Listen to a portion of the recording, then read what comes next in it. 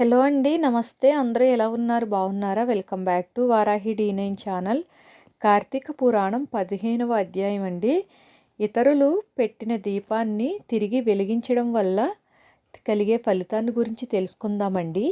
కార్తీక మాసంలో దీపం వెలిగించడం వలన అనేక పాపాలు నశిస్తాయి. దీపం వెలిగించడం వలన పుణ్యరాశి పెరిగిపోతూ ఉంటుంది. అందువలన శివాలయంలోనూ విష్ణు సన్నిధిలోనూ దీపాలను తప్పకుండా వెలిగించాలి. ఆవు పాలు పితకడానికి ఎంత సమయం పడుతుందో అంతవరకైనా ఆ దీపం వెలగాలి. ఒకరు వెలిగించిన దీపం కొండెక్కితే ఆ దీపాన్ని తిరిగి వెలిగించడం వలన కూడా ఎంతో పుణ్యం కలుగుతుంది. అందుకు ఉదాహరణగా ఒక జనక మహారాజు వశిష్ఠ మహర్షికి కథ చెప్పడం మొదలు పెడతాడు.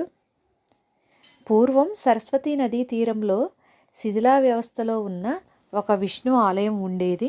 ఆలయం శిథిలమై ఉండటం వల్ల భక్తులు ఎవరూ వచ్చేవారు కారు. అలాంటి పరిస్థితుల్లో ఒక యతీశ్వరుడు ఆ ఊరికి వస్తాడు. నదీ తీరంలో శిథిలమైన విష్ణుమూర్తి ఆలయాన్ని చూస్తాడు. అది ఉపయోగం లేని కారణంగా తాను అక్కడ ఉండవచ్చునని అనుకుంటాడు. ఆలయంలో అంతటా శుభ్రం చేసుకుని తనతో తెచ్చిన కొద్దిపాటి సామాగ్రి అందులో పెట్టుకుంటాడు. రాత్రి వేళలో వెలిగించుకోవడం కోసం ఊళ్ళోకి వెళ్ళి ప్రమిదలు, నూనె, ఒత్తులు తెచ్చుకుంటాడు. ఆ దేవాలయంలో ఆయన ధ్యానం చేసుకుంటూ తన జీవనాన్ని కొనసాగిస్తూ ఉంటాడు. ఎక్కువగా ధ్యానంలోనే సమయాన్ని గడుపుతూ ఉంటాడు. ఒక కార్తీక మాసం ఆలయంలో ఆయన దీపాలు వెలిగించి ధ్యానంలోకి వెళ్తాడు. అలాంటి సమయంలోనే ఆహారాన్ని వెతుక్కుంటూ ఒక ఎలుక ఆలయంలోకి వస్తుంది. ఆహారం కోసం అటు ఇటు తిరుగుతూ ఉన్న ఆ ఎలుకకు నూనె వాసన వస్తుంది. అప్పటికే కొండెక్కిన దీపం దగ్గరకు ఆ ఎలుక వెళుతుంది. నూనెతో ఉన్న ఆ ఒత్తిని నోటి కరుచుకుని వెనుదిరుగుతుంది. అప్పుడే దానికి రెండో దీపం కనిపిస్తుంది.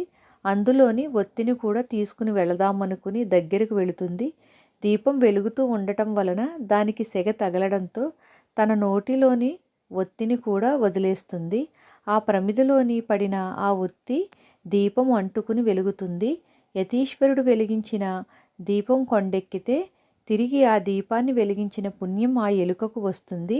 ఆ పుణ్య ఫలితం కారణంగా ఆ ఎలుక దివ్యమైన పురుషుడి శరీరాన్ని ధరిస్తుంది.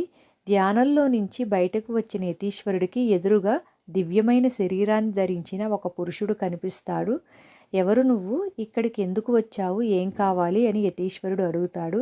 తాను ఒక ఎలుకనని, అయితే హఠాత్తుగా తన రూపం పోయి దివ్యమైన ఈ శరీరం వచ్చిందని ఆ దివ్య పురుషుడు చెబుతాడు. అందుకు కారణం కూడా తనకు తెలియడం లేదని అంటాడు. యతీశ్వరులే అందుకు కారణం తెలపాలని కోరతాడు. అప్పుడు ఆ యతీశ్వరుడు దివ్య దృష్టితో చూస్తాడు. అలా దివ్య దృష్టితో చూసిన యతీశ్వరుడికి ఎలుక పూర్వజన్మ గురించి తెలుస్తుంది. అప్పుడు ఆ యతీశ్వరుడు, పూర్వజన్మలో నువ్వు బాహిలిక దేశంలోని ఒక బ్రాహ్మణుడివి, ఎప్పుడూ కూడా భగవంతుడిని ఆరాధించి ఎరుగవు, స్నానం, జపం, దీపారాధన, దానాధర్మాలు చేయడం నీకు తెలియదు. ఒకవేళ ఎవరైనా యజ్ఞయాగాలు చేస్తుంటే వాళ్లను నువ్వు ఎద్దేవా చేసేవాడివి. ఆచార వ్యవహారాలు ఎంతమాత్రం పాటించని నువ్వు అవి పాటించే వారిని అవహేళన చేసేవాడివి.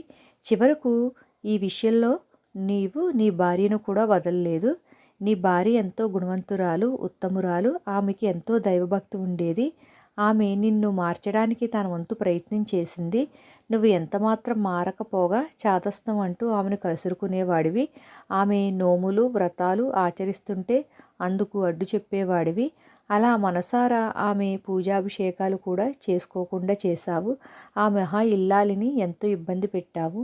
దైవం పట్ల, శాస్త్రాల పట్ల అపనమ్మకం కలిగిన కారణంగా మరణం తర్వాత నరకానికి వెళ్ళావు.